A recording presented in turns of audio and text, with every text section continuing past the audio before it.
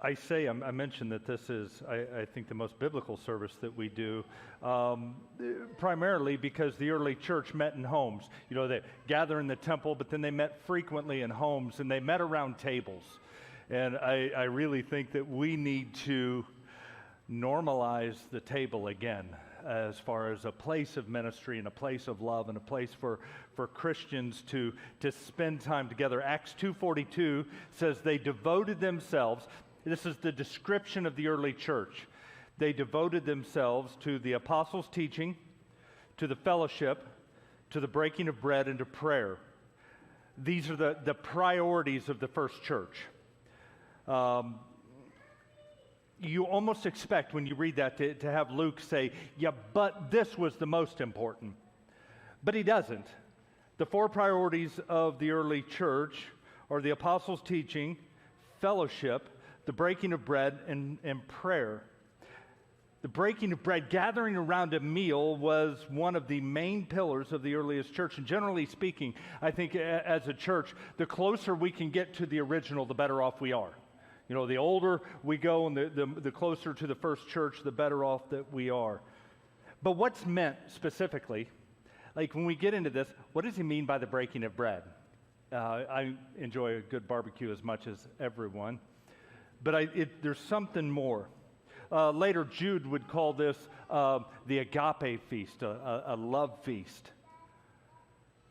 Today, we would call it communion, or depending on what your church background is, the Eucharist is the word they use for that. And that's just a fancy word that comes from when Jesus broke the bread and he gave thanks. Well, the Greek word for that is Eucharist. That's where we get that from. But communion is so much more than the transition between the sermon and the offering.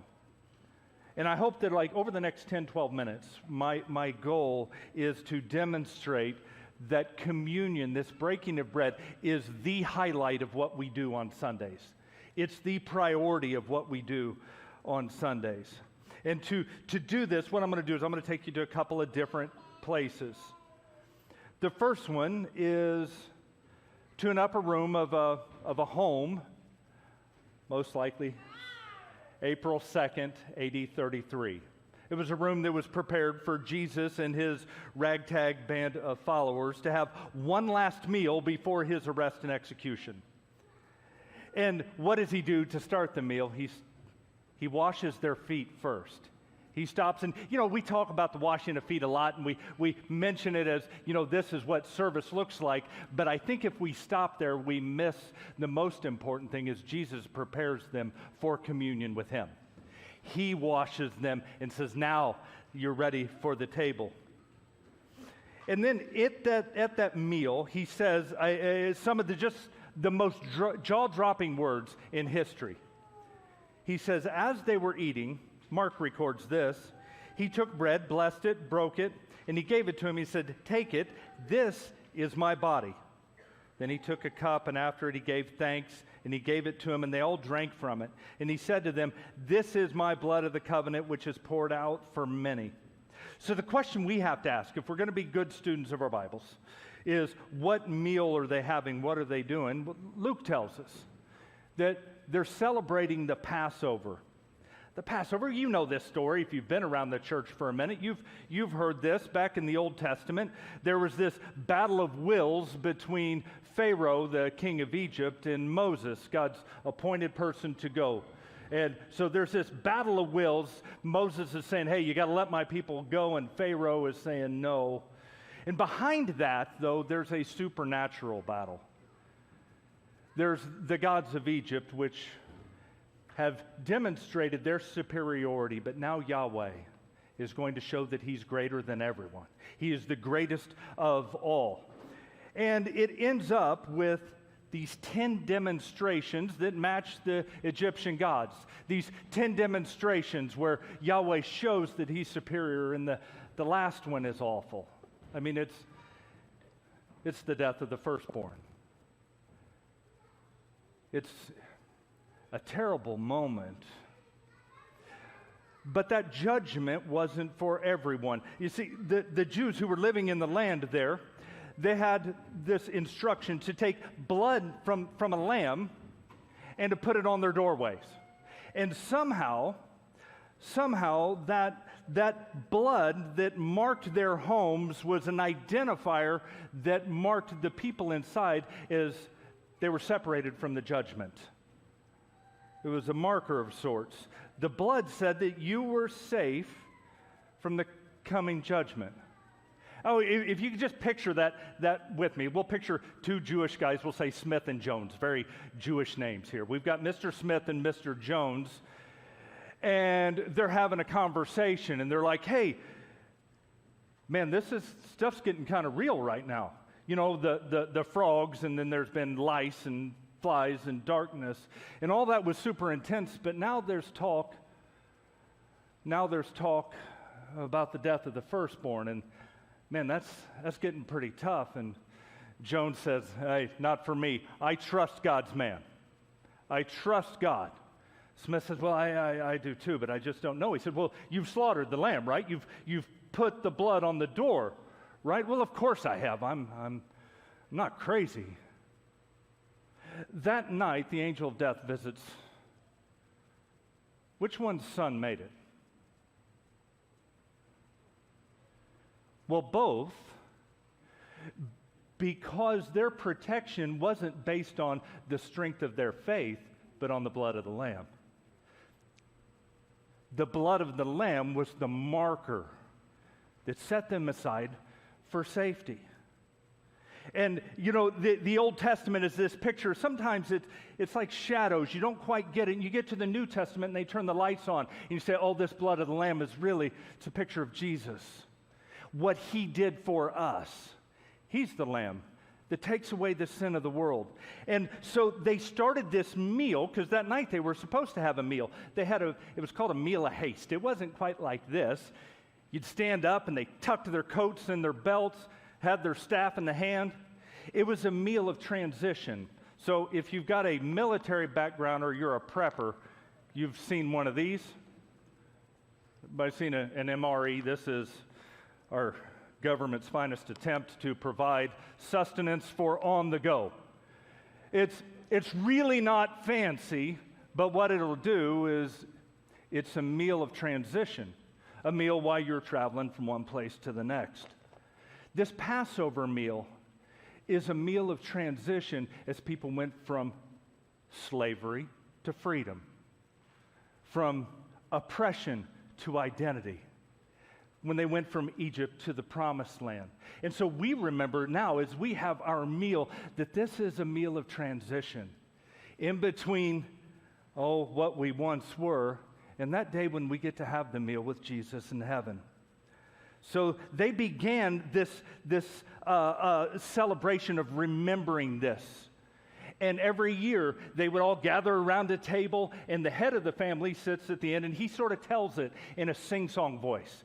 And he says, we were there. It's interesting, he didn't say our ancestors were there. He said, we were there. Because in this, they're tied back to the people who were freed. In this, we're tied to them. Can you imagine what it must have been like when Jesus said, when you do this, remember me. This cup represents my blood. This bread represents my life given for you.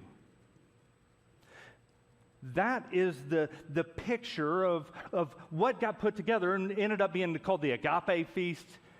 This is what the church did, oftentimes very early in the morning, because folks had to go to work.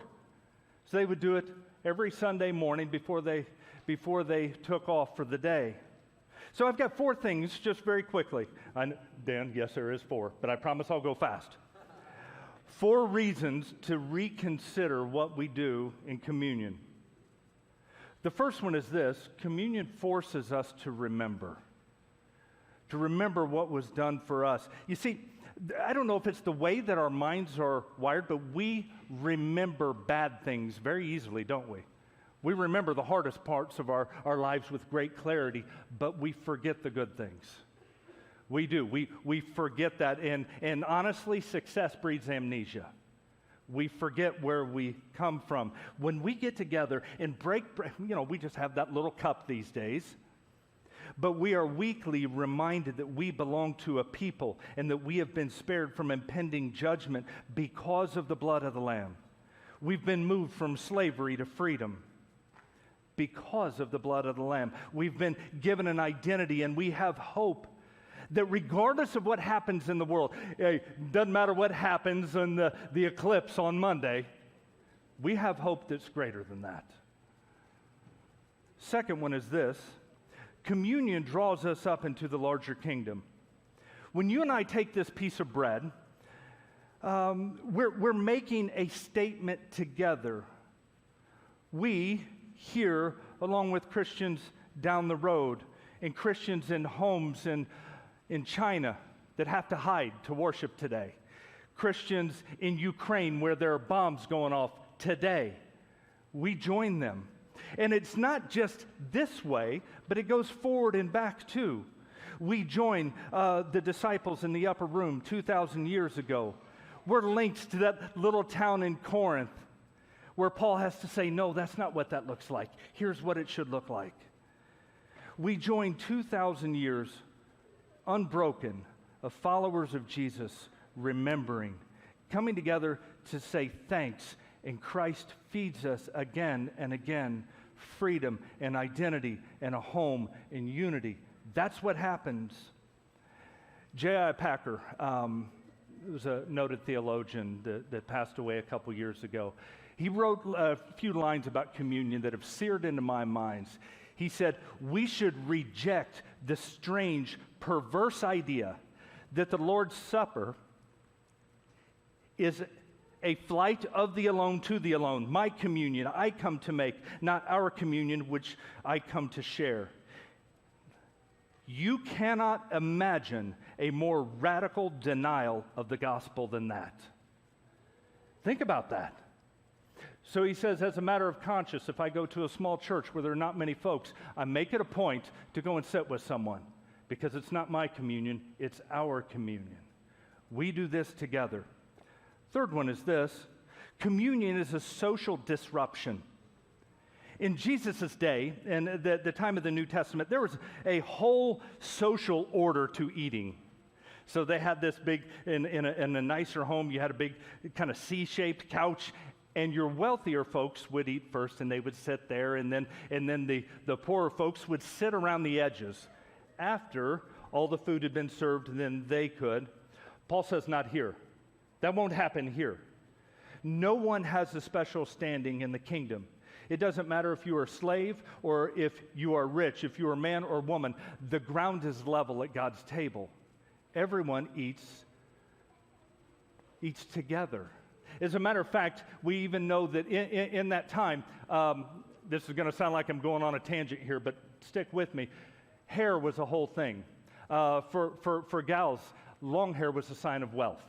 It was a sign because oftentimes poor gals would have to sell their hair. If you were a temple prostitute, you had a shaved head. So to show that the church was different, they would cover their heads. We're all the same here. Regardless of what background you come from, rich, poor, slave, free, if you just came from the temple of a false god and you were giving your life to Christ, we're all the same here. It was a gift. The church of Jesus Christ is different than everything else. Fourth one is, are you willing?